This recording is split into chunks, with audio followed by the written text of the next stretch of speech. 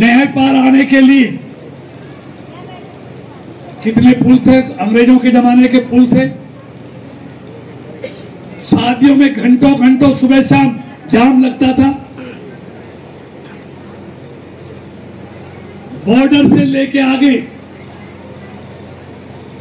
चंदावली और साहूपुरा तक वही अंग्रेजों के जमाने के पुल, घंटों घंटों जाम। इन 10 सालों में उस जाम से मुक्ति और दर्जनों 2 लेन नहीं 4 लेन के पुल हमने बना के दिए इस इलाके। आज जाम लगता है, आज जाम लगता है। कहने को तो कोई कुछ भी कहे, जब करते हैं तब पता चलता है। आज कहीं जाम नहीं लगता। यही नहीं, इस फरीदाबाद में एक मथुरा रोड होता था, एक मथुरा रोड। उसकी हालत क्या थी? लाइट जलती नहीं थी, हर चौराहे पे जाम रहता था। मैं तो स्कूल, हाई स्कूल आता था और जब तक एमपी बना जब तक उसकी यही हालत थी। 40 साल। आज मथुरा रोड पे जाओ, अब बांके बिहारी भी जाते होंगे, पलवल से भी निकलते होंगे। आज पलवल से कैसे निकलते हो बताओ ना? मिनटों में निकल जाते हैं। आज बॉर्डर से अब बांके बिहारी तक कहीं जाम लगता है? बगौला में मैंने अभी 30 करोड़ का मंजूर कराया। आपने देखा होगा पुल बनना शुरू हो गया वहां भी दोनों तरफ। अभी जेसीबी पर और बल्लभगढ़ की अनाज मंडी पर 10 मिनट का जाम लगता है, मुझे मालूम है। उसका भी 150 करोड़ रुपए का मैंने टेंडर खुलवा दिया है। वहां भी 1 मिनट आपको रुकना नहीं पड़ेगा। आपका एक बड़ी महत्वाकांक्षी योजना है मंझावली पुल की, जिसके बारे में आपने पहली बार कुछ बातें बड़ी विस्तार से बताई हैं। जैसे आपने कहा कि हमने कांग्रेस की तरह एक्वायर नहीं किया, हमने बिल्कुल लोगों की मर्जी से उनकी ज़मीन ली एक एक करके।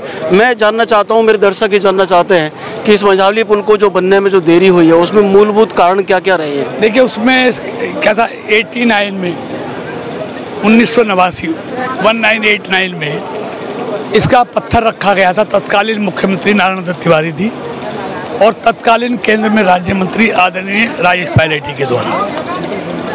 लेकिन 1989 से 2014 आ गया, उसका कुछ पता नहीं था। मतलब पत्थर रख दिया था, प्रोजेक्ट पास नहीं हुआ था। मेरे पास रोड ट्रांसपोर्ट है, मेरे पास आया तो हमने CRF से इसको बनाने का हमने ऐलान किया और इसका शिलान्यास रखा। लेकिन इसकी ज़मीन में 300 से अधिक हिस्सेदार थे कि एक एक कनाल, 1.5 कनाल के हिस्सेदार थे, जो बहुत यहाँ से छोड़ के भी जा चुके थे। उस ज़मीन को लेने में हमको 3-4 साल एक एक ज़मीन वाले से लगे। हमने कांग्रेस की तरह 4, 6, 9 लगा के धक्के से एक्वायर नहीं किया। किसानों की सहमति से रेट तय किए और उनसे उनकी रजिस्ट्री कराई। उसमें काफ़ी लंबा समय लग गया। उसके बाद चीरसी और मंझावली का बाईपास भी बनाना था, तो वहाँ भी किसानों से हमने नेगोशिएशन की और उनकी मर्जी के अनुसार उनको पैसा देके ज़मीन ली। फिर 2 साल कोरोना आ गया, उसके कारण पूरी दुनिया में सारे प्रोजेक्ट रुक गए थे, वो गति धीमी हो गई थी। फिर साल में 3 महीने जमुना में पानी आता है, उसके कारण से भी उसमें समय लगता है। जनता की मांग पर आपने इसके डिजाइन चेंज किए और चौड़ा किया इसको। दूसरा, फिर एक योजना आ गई नमामि गंगे योजना, जिसमें मोदी जी ने कहा कि भाई इन यमुना में, बड़ी बड़ी नदियों में, गंगा में हम पानी के जहाज चलाएंगे जिससे किराया कम हो, जो अब शुरू भी हो गई कई जगह। तो भविष्य में वहाँ से नीचे से जहाज निकलेंगे, तो फिर इसकी ड्राइंग चेंज हुई, पुल, फ्लाईओवर, उसकी ऊंचाई बढ़ानी पड़ी।